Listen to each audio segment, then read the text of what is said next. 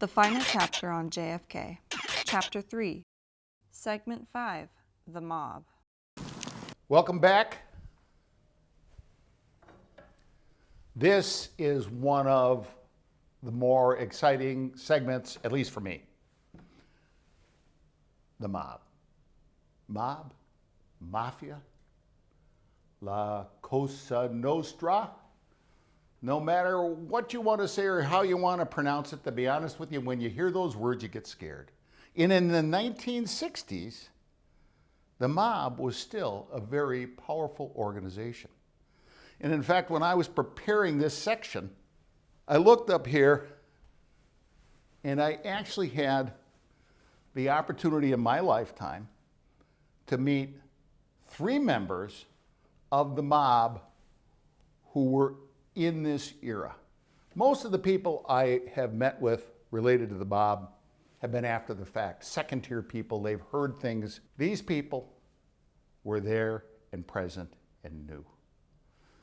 So when we look at the mob and we say, how could they be involved as a prime suspect in the killing of President Kennedy, especially since his family was wonderful, Camelot, righteous, rode white horses? How could they have been involved with the mob? Well, they were. And in this segment, we're going to be looking at the mob's motives for wanting JFK dead. Not everyone is aware of the fact that going back prior to 1960, the mob was involved with the Kennedy family. Some people have made claims that Joseph Kennedy Sr. was involved with the mob in the liquor business, in the film business, the purchase and running of the largest building in the United States at the time, the Chicago Merchandise Mart. However, whether those claims are true or not really isn't important. The important point to take is that when Kennedy's son, John F. Kennedy, decided to run for president and needed help to secure primary victories as a Democratic candidate, Joe Kennedy contacted mob members and asked for help. And they responded and helped. And they helped Kennedy secure wins in various states where no one had ever thought that a Catholic Democrat would ever be able to win. And the mob was helping Joe Kennedy out and pushing the kid along as they were approaching the primary. And after Kennedy secured the Democratic nomination in the 1960 presidential national election, the mob came through again. They allowed Kennedy to win and take the election from Richard Nixon by stealing votes in the state of Illinois and the state of Texas, which allowed Kennedy to win. That doesn't mean a relationship developed between the Kennedy administration and the mob, but it doesn't also not mean it. After Kennedy won the presidency, he developed relationships with celebrities, Frank Sinatra, and these celebrities had mob friends. And what he did, at least in the beginning of his presidency, is he used some of those mob members to help him, this for that. For example, he asked Johnny Rosselli to work on a project to kill Castro. And he also had the mob involved with some part of the Bay of Pigs invasion to take over Cuba. And of course, this would have been beneficial to the mob so they could get their casinos back, would have been beneficial for the president so he would have democracy rather than communism off the shores of Miami. And they worked together, Kennedy and various mob members, for a year and a half. Unfortunately, after the Bay of Pigs invasion, which was a failure, Kennedy and his brother must have determined that the mob, although the mob talked a good game, didn't really accomplish much. So they were a little dissatisfied with how things were going. That wouldn't necessarily mean that there should be an end of a relationship, but an additional factor came into play before the Kennedys took office. And when I say Kennedys, I'm referring to John F. Kennedy as president and his brother, Robert F. Kennedy, as Attorney General. As the new Attorney General, Robert F. Kennedy took steps to strengthen the Justice Department against the mob. He appointed a former FBI agent to run a labor and racketeering squad that would be part of the Justice Department's organized crime section. And he quadrupled the size of the organized crime section, and he mandated that all 27 federal agencies under him share information between themselves about mafia members.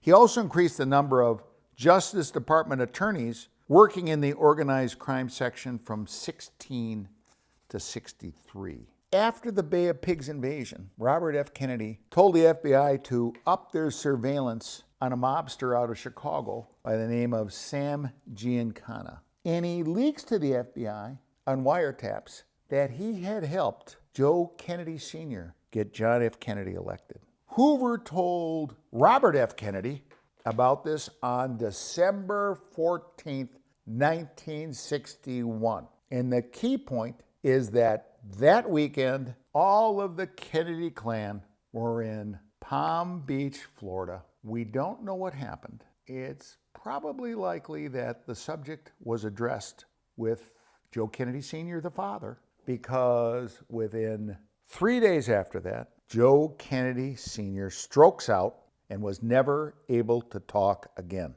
Whether Robert Kennedy and Jack Kennedy blame the mob for their father's stroke and incapacity is not known, but they certainly amped up their hostility against the mob even more. In early 1962, Robert F. Kennedy proposes a bill to Congress where wiretaps should be allowed against members of organized crime just by the Attorney General's designation and an order from one judge. I have before you a graph that shows the number of days that prosecutors were in grand juries presenting evidence about mob-related activities. And as you can see, it reaches its height of 1,400 days in 1963 and then quickly diminishes after that.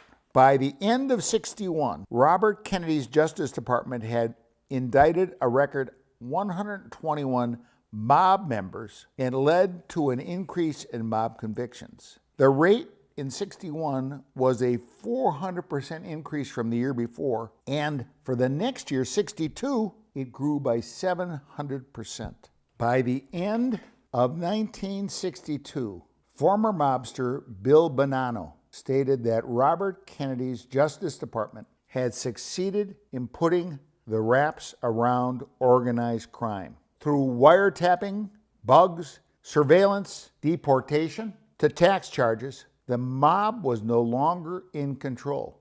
According to Bonanno, the national syndicate was in complete disarray. The members couldn't even meet in their regular places, and there were only a couple of cities where the mob had enough power where they could still go and meet and not worry about having the meeting recorded, tapped, or surveilled. It looked pretty close to the end for the mob as 1963 started. If your entire livelihood, whether it's legitimate or illegitimate, is threatened, you may strike out.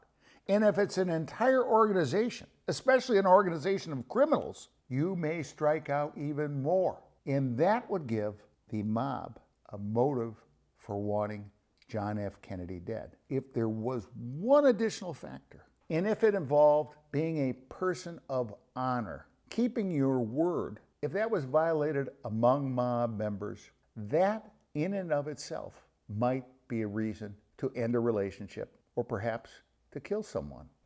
They say that desperate men or women do desperate things.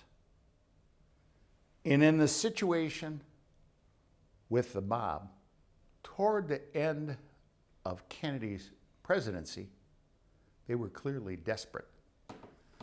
They were, just like Lyndon Johnson, pretty much busted out, over. But just like in Johnson's case, A few ounces of lead in Kennedy's death changed the trajectory of what was happening with the mob and Robert Kennedy running the Justice Department. Things changed, improved. And in fact, it continued for the mob up to the time of the RICO statutes being imposed and additional wiretapping rules allowing it and allowing the seizure of mob assets in the event that they were part of a criminal enterprise. But that allowed them to continue for a good decade. And for those reasons, the mob has to be considered a prime suspect in this case. We're going to examine the mob further, and we're going to examine the mob's relationships with the Kennedys and any other people. Hope to see you in the next chapter, which is going to be on character evidence. See you soon.